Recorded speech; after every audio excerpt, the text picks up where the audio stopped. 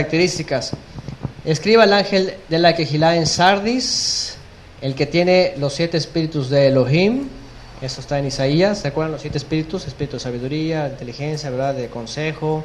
Eso es lo que a Yeshua se le fue dado. Y las 7 estrellas dice esto. Otra vez, yo conozco tus obras, que tienes nombre de que vives. ¿Pero qué dice? Y estás muerto. ¿Cómo es esto? Tú dices que vives, pero estás muerto. Obviamente está hablando en contexto espiritual. Recuerdan que hemos hablado de esto, en los muertos espirituales, los muertos vivientes, ¿verdad? Gente que vive su vida normal, pero espiritualmente hay muerte. Dice, sé vigilante. Y esa palabra o esta expresión tiene que ver con escudriña. Escudriña, ponte atento. Y afirma las otras cosas, ¿qué dice? Que están por morir. Ojo, pongan atención a esto, porque en la época de Sardis, que es una renovación, un renuevo o es un remanente que sale, está hablando de la época de la Reforma. ¿Ok? Y cuando vemos todo esto, decimos, órale, está impresionante, porque renovación o un remanente que sale quiere decir en la época de la iglesia apóstata ya completamente, la iglesia católica que dominó todo el tiempo anterior, sale un pequeño remanente, empiezan a salir los famosos reformadores, ¿verdad? Pero que dicen, crees que tú vives, pero estás muerto. Y luego que le dice, afirma las cosas que están por morir. ¿Cuáles cosas que están por morir? Toda, la Torá, las promesas, los profetas, todo, porque al final el mensaje que predicaban los reformadores, ¿cuál era? Pues nada más somos salvos por gracia y tan. Y todo lo demás se murió. Hasta nuestras fechas que de pronto empezó a resurgir otra vez, ¿verdad? Oye, la Torá no está cancelada, no está vencida. Tráela otra vez de regreso. Hay que avivar ese testigo. Entonces dice, y afirma las cosas que están por morir. Aguas antes de que muera todo eso. Porque no he hallado tus obras perfectas delante de Elohim. Fíjense, no he hallado tus obras perfectas. Acuérdate pues de lo que has recibido y oído. ¿Qué recibieron ellos? Obviamente una generación anterior habían recibido todavía la fe correcta, el Mesías hebreo, el contexto hebreo de las Escrituras, el pueblo de Israel, el remanente, las 2 casas, la Torá. Eso recibieron. Dice, acuérdate pues de lo que has recibido y oído. ¿Y qué dice? Y guárdalo. Y además, haz teshuvá. Pues si no velas, vendré, y aquí se le empieza a decir ya, aquí se empieza a acercar. ¿Qué dice? Vendré sobre ti como ladrón. ¿Recuerdan que ayer vimos esta parte? ¿Para quién va a venir como ladrón en la noche? Para los que están en tinieblas, ¿verdad? Para los que no están en la luz. ¿Qué les parece ahí? Vendré sobre ti como ladrón en la noche. Ya desde aquí se les empieza a decir que para algunos va a venir como ladrón en la noche. ¿Por qué? Porque dejaron que las obras anteriores, ¿ok?, las dejaron morir. Y se les perdió el camino y solamente retienen algo. Y creen que viven, pero están muertos. ¿Verdad? Dice, vendré sobre ti como ladrón y no sabrás a qué hora vendré sobre ti. Pero tienes unas pocas personas, fíjense, no dice unas pocas cosas. Aquí ya está hablando, tienes un remanente. Tienes unas pocas personas en Sardis que no han manchado sus vestiduras y andarán conmigo en vestiduras blancas porque son dignas. Ok, y vamos a pensar alegóricamente, ¿verdad? Porque dice, tienes unas pocas personas. ¿Qué quiere decir esto? Un remanente que no han manchado sus vestiduras. ¿Qué significan vestiduras de lino fino o lino o vestiduras blancas? Santidad en la Torah, ¿verdad? Porque dice que al final el Apocalipsis vamos a ver, dice porque el lino fino, dice, son las obras justas de los santos, o sea, el testimonio y obviamente la Torah, el cumplimiento de la palabra, como dice la Escritura, que fuimos lavados a través de la palabra, o que Yeshua ha lavado a su esposa, a su novia, y la ha vestido de vestiduras blancas y la ha lavado a través de la palabra. Entonces quiere decir, esas pocas personas que tienes en Sardis, ellos siguen guardando los mandamientos y por eso siguen con vestiduras blancas, porque es obvio que ellos retenían la fe de Yeshua, si no, no los hubiera escrito eso. Ahí les escribe a los que creen en Yeshua, pero unos se olvidaron de la Torah y solamente dice, tienen unas pocas personas que siguen con vestiduras blancas, es decir, que siguen guardando la Torá. Y dice porque son dignas. Y luego dice, el que venciere será vestido de vestiduras blancas. Y aquí viene la promesa. El que venciere, o sea, que hay unos que están sin vestiduras blancas. Pero dice, pero si tú vences, entonces también te voy a dar vestiduras blancas. Y además, ¿qué dice? Y no borraré su nombre del libro de la vida.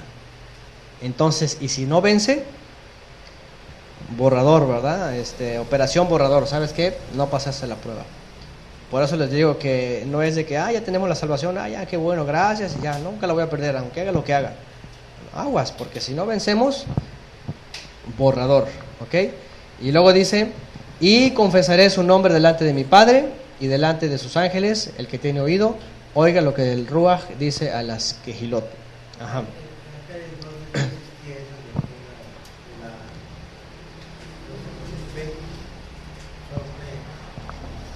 Sí, acuérdense que Pablo por eso escribe a Gálatas, ¿verdad? Porque y Romanos, porque él decía que les predicaba que solamente decían que nada más con la fe, nada más con creer, ¿verdad? Entonces Pablo escribe, entonces por la gracia invalidemos la ley. Dice, de ninguna manera, pues la ley que dice confirma la gracia. Entonces ya desde un principio se empezaba a creer que ya la ley ya no es la Torah, ya para nada, pero no, ¿verdad? En realidad, vamos a ver ahorita cuál fue el problema de la reforma. Fíjense. Dice, el mensaje a Sardis es indiscutiblemente el tiempo de la reforma, entre comillas, porque acuérdense que no fue la reforma no sirvió, ¿verdad? No es reformar. ¿Cuál debió haber sido el planteamiento? Es regresar al original, no reformar algo que ya está deformado. Entonces, ahí está el problema, ¿verdad? Discutiblemente el tiempo de la reforma protestante, que justamente ese fue el problema, una reforma y no teshuvá. Se le dice que en realidad está muerto, que sea vigilante, o sea, que escudriñe y que afirme las otras cosas, las que estaban por morir. Seguramente la fe anterior a ellos, pero sugiere que están por morir. Y sí que murieron. En la reforma se olvidaron de la fe original y murió. Por eso no se halló la reforma perfecta. ¿Cuál era el reclamo de Lutero? Sola gracia, solo con la gracia. Porque alguien le dijo por ahí, el justo por la fe vivirá. Entonces nada más por creer, nada más tú crees y ya, con la pura gracia ya eres salvo. ¿Sí es cierto? No, ¿verdad? Porque dice Santiago que tu fe sin las obras, sin tu testimonio, es muerta, ¿verdad? Es muerta. Entonces el problema con la reforma fue eso, porque cuando iba a la dieta de Worms, Lutero lo llevaban para declarar ante el Papa, pues él iba pensando, no, pero él iba pensando solamente en la declaración que él había hecho según sus 95 tesis que había clavado ahí en la iglesia católica, ¿verdad? Pero esas solamente estaban en contra de ¿qué? De las indulgencias, ¿verdad? De que el Papa cobraba el dinero y para construir la Catedral de San Pedro y todo eso, nada más. Pero vemos en la historia que los luteranos sí se despegaron del Papa, pero seguían obviamente con la misma doctrina, seguían con imágenes, seguían con las misas, seguían con todo eso. Entonces la reforma en realidad no se halló perfecta. Dice, tú crees que vives, pero estás muerto, ¿verdad? Acuérdate las cosas que recibiste antes de que mueran. Y no las recibieron. Y murió toda aquella herencia de fe hebrea original. Ya para esas alturas, el problema con los reformadores, aunque tuvieron un gran papel en la historia, vamos a ver que fue algo que el Eterno usó también para hacer un cambio a la estructura y para sacar otra vez a la luz a la Escritura, pero tuvo ese problema. Dice, aún había muchas doctrinas que se trajeron de Roma. También casi se afirma que para Sardis vendrá como ladrón en la noche, pues habrán perdido el rumbo. Sin embargo, a pesar de todo, hay quienes son fieles a Yeshua y a la Torah, cuando dice que no han manchado sus vestiduras y andarán conmigo en vestiduras blancas porque son dignas, que es el remanente que siempre es fiel a los dos testigos, Yeshua y la Torah. Vamos a ver al final que los dos testigos en realidad es Yeshua y es la Torah. ¿Ok? Y obviamente en la época de la Reforma hay muchísimo de qué hablar, hay grandes acontecimientos, hay muchas cosas que pasaron. Más adelante vamos a tocar algunos otros temas poquitos, pero al final Yeshua dice, todo eso, todas tus obras no se hallaron perfectas, no se hallaron perfectas, sino que hubo un problema de hacer teshuvah, de regresar al original. ¿Ok? Y al final de cuentas, cuando a Lutero se le pide, bueno, entonces ustedes, ¿qué reclaman, verdad? Y Lutero dice, ok, solo gracia, como lo decían en el latín, soli gratia, soli escritura y solo la fe, solo fide. Y el problema de ellos es de que, oye, le dijeron a la Reforma, ¿verdad? Entonces, ¿ustedes solamente por la gracia y solo por la fe y solo por la escritura? No, pues que sí. ¿Y la tradición de la iglesia? No, esa no, nada más la escritura. ¿Y entonces por qué se reúnen el sábado? El domingo. ¿Y entonces por qué se celebra Navidad? ¿Y entonces por qué es el calendario? ¿Y entonces por qué eso? Por lo otro. Y cuando los cuestionaron así, dije, ¿qué hacemos? ¿Guardamos el sábado? No, pues son los judíos. Entonces, ¿qué hacemos? Entonces yo le ¿sabes qué? A fuerzas necesitas la tradición de los padres de la iglesia y de los papas. Y al final, ¿qué pasó con la Reforma? Pues son nuestros hermanos separados. Entonces esa reforma se convirtió nada más en, estamos medios peleados, pero al final de cuentas son nuestros hermanos. ¿Por qué? Porque hacen lo mismo que nosotros, creen lo mismo que nosotros, nada más no están sujetos al Papa. Por eso la reforma no se halló perfecta, dice, por eso tus obras no se hallaron perfectas, ¿verdad? Y dices que vives, pero la verdad estás muerto. Así que dice, arrepiéntete y haz teshuvah. Filadelfia. Filadelfia significa amor fraternal. Amor fraternal. Y aquí viene algo también muy interesante. Es aproximadamente en la época de 1798, posterior, ¿verdad?, a la Kehilá anterior, hasta aproximadamente en el año 1900. Eso es un poco difícil de situar los números, pero más adelante nos vamos a ver que es muy interesante 1905, en donde comienza una nueva era de creyentes. Pero Filadelfia, que significa amor fraternal, tiene que ver con algo. Dice, escribe al ángel de la Kehilá en Filadelfia. Esto dice el santo, el verdadero, el que tiene la llave de David. Una vez más, ¿cuál es la llave de David?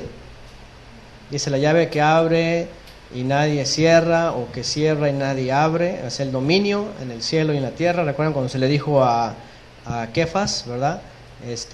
Todo lo que atares en la tierra será atado en el cielo o en la tierra. Quiere decir, Yeshua tiene la autoridad en la Torah y le dice a los apóstoles, todo lo que ustedes ataren en la tierra, o sea, lo que digan aquí en la tierra, tiene que estar confirmado en el cielo, y todo lo que digan respecto al cielo tiene que ser confirmado en la tierra. Lo que está diciendo es de que Yeshua tiene toda la autoridad. ¿De qué? De la Torah, de la profecía, de todo lo que se ha dicho.